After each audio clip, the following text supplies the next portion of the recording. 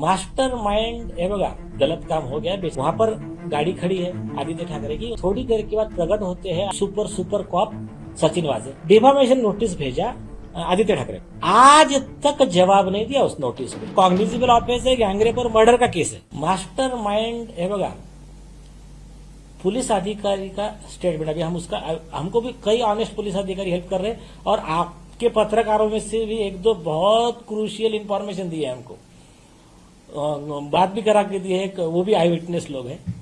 तो एक पुलिस अधिकारी का मैं वर्जन बताता हूं आपको। उस समय एक गलत काम हो गया, बेचारी मर गई।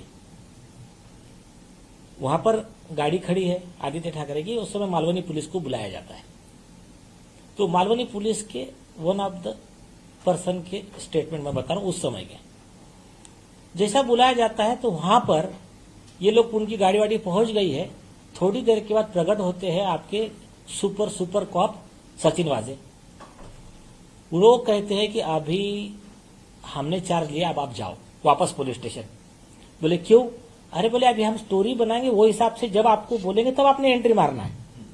फिर ये वापस जाते हैं, फिर वो स्टोरी बनती है कि आप फोन आएगा, फिर आप स्टेशन डायरी में एंट्री मारोगे, फिर आप वहां से निकलोगे, फिर तब तक उनके आदमी को, डॉक्टर को फोन किया जाता है। तो ऐसी कई चीजें हैं। मैं थोड़ा बता कम रहा हूं, बाकी रीडिंग बिटवीन द लाइन आपको समझ में आ रहा है। सर, आप आज दूसरी बार क्राइम ब्रांच ऑफिस गए थे, ऑफिसर से मिला, लेकिन अब तक एफआईआर दर्ज नहीं हुआ है। हाँ, 2 तारीख से कोर्ट में इस मामले की सुनवाई। हाँ, 2 तारीख को है। आने वाले दिन में अगर पुलिस एफआईआर नहीं दर्ज करती है तो आप लीगल प्रोसेस के जरिए एफआईआर दर्ज कराने की मांग करेंगे, प्रोसेस करेंगे? सही, ये सही बात है। आज यही वर्ड, वही आप बोल दीजिए। हाँ, आपने जो कहा यही वर्ड हमारा आज डिस्कस हुआ है ज्वाइंट सीपी से। मैंने कहा सर आपको ऑप्शन नहीं है इसमें, ये कॉग्निजिबल ऑफेंस है, गैंगरेप और मर्डर का केस है, तो इसमें नहीं रजिस्टर करने का ऑप्शन नहीं है। और तो आपको कभी लगता भी तो वो भी ऑप्शन चला गया। कल सरकार ने बोला कि हमने इसका कॉग्निजन ले लिया है, अब आपको क्राइम नंबर देना है। 2 तारीख के पहले देंगे तो थोड़ा सा लोगों के मन में पुलिस के प्रति रिस्पेक्ट और बढ़ जाएगा, नहीं तो कोर्ट ऑर्डर करेगा। तो ऐसा एक हमारा डिस्कशन हुआ, और अगर ये नहीं करते तो हम कोर्ट की तरफ से तो ऑर्डर लेंगे।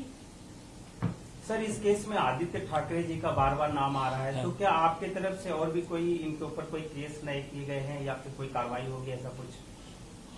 देखिए, एक तो जो ठीक है ये वाला कंप्लेंट था, लेकिन अक्टूबर 2023, मतलब जो कई लोगों ने मिस किया, बहुत क्रूशियल पॉइंट था।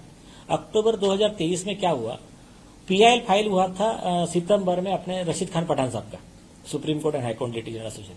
तो वो पीआईएल में इन्होंने आके इंटरवेंशन फाइल किया। तो वो इंटरवेंशन में इन्होंने क्या किया, झूठी चीजें लिखी थी, झूठा एफिडेविट कि मुझे सीबीआई ने क्लीन चिट दे दी है, ऐसे। फिर ये जो पिटीशन है ये स्पॉन्सर्ड बाय बीजेपी है, स्पॉन्सर्ड बाय ये चैनल है, स्पॉन्सर्ड बाय वो है, ऐसे 2-3 जो झूठी चीजें लिखी एफिडेविट पे। उसके लिए फिर उनको कस्टडी में लेने के लिए एक परजुरी पिटीशन फाइल हुआ कोर्ट में, और वो भी लिस्टेड है हियरिंग के लिए, उसके कंटेम्प्ट और परजुरी। उसके बाद में, क्योंकि सीबीआई ने प्रेस नोट में लिखा था कि हमने इसको कोई क्लीन चिट नहीं दी है, क्योंकि दिशा सलेम का केस हमने इन्वेस्टिगेट ही नहीं किया है। उसके बाद में एडवोकेट चैतन्य रावते हैं रशीद खान पठान साहब के वकील, मतलब ऑर्गेनाइजेशन के supreme court and high court litigation association, उन्होंने 19,750 करोड़ का डिफामेशन नोटिस भेजा आदित्य ठाकरे को। आज तक जवाब नहीं दिया उस नोटिस पे। लीगल नोटिस सर हो गया, सुप्रीम कोर्ट का जजमेंट है, नोटिस को जवाब नहीं देना, आपने वो एलिगेशन एक्सेप्ट किया, you are no defence whatsoever.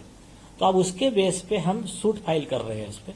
लेकिन अभी थोड़ा सा ये एक स्टेप हो जाए इसका, एफआईआर वगैरह, तो फिर वो नेक्स्ट स्टेज होईल। संरक्षणाची मागणी केली आहे, त्याच्या संदर्भात जॉईंट सीपीचं काय? हो, त्यांनी सांगितलं बिलकुल तुमचं म्हणजे मागणी काही चुकीची नाही आहे, फक्त एवढ्या म्हणजे मी जॉईंट सीपी आहे, मी तुमचं सगळं जसं तसं म्हणणं इन्फॉर्म करणार, सीपी साहेबांबरोबर डिस्कस करणार, आणि तुम्हाला ते जे काही योग्य आहे ते पुरवण्यात येईल, असं या टाईपचं म्हणजे आम्ही करू। वीके न्यूज, राष्ट्र के नाम।